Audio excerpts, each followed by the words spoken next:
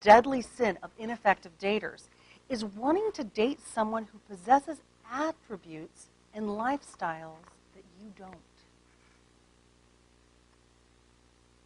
I think if you asked yourself the question, who is it that I want to date? And then you take a really hard look at yourself and say, would that person want to date me?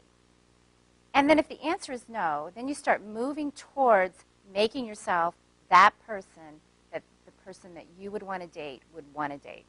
That's a lot of would want to dates. But you get it, don't you?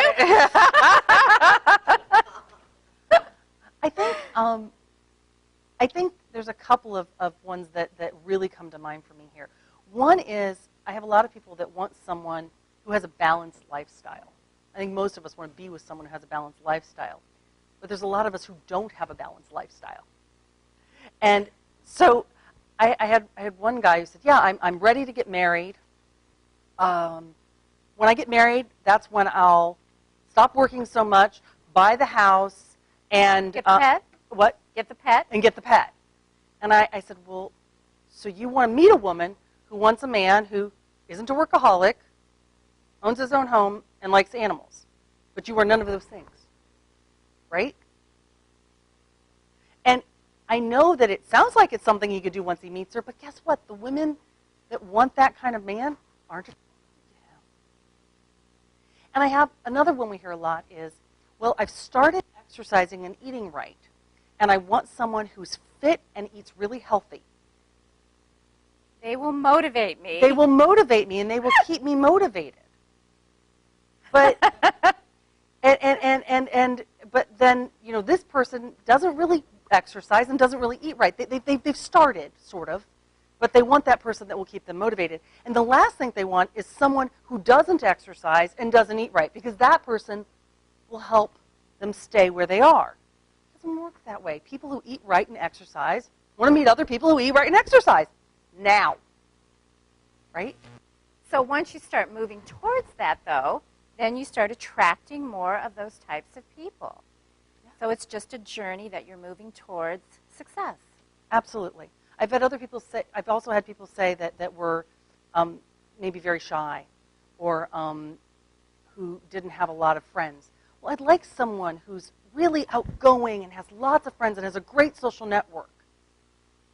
Okay, that's great, because then they'll bring that to my life. Well, people who are really outgoing and have lots of friends and a great social network, they like other people who are comfortable socially. So you have to move toward that. You know, I always find it funny when I have people say to me, well, I'd like to go out with somebody who is you know, who will really carry the conversation because I'm sort of quiet. It's like, gosh, how'd you like to be on a date with you? Right? Unless you're so what one needs to understand is if there's something that you want in another person, develop it in your. You develop it in yourself, be drawn to you naturally. And it is a journey. Yeah, absolutely. It's a journey, that you move towards what you want. Okay. So, the traps are looking for someone to fulfill you.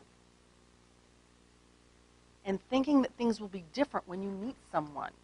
You will take a vacation, you'll get a pet, you'll do all those things. You'll actually work out.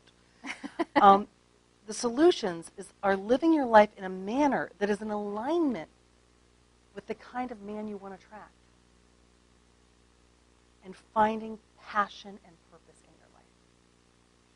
I think I always hear from gentlemen when I interview them. They say, and you will agree, you know, I want someone who's passionate about their life, passionate about what they do. Now, I don't care what they do. I just want them to have some passion in their life. It's really a big one on men's lists.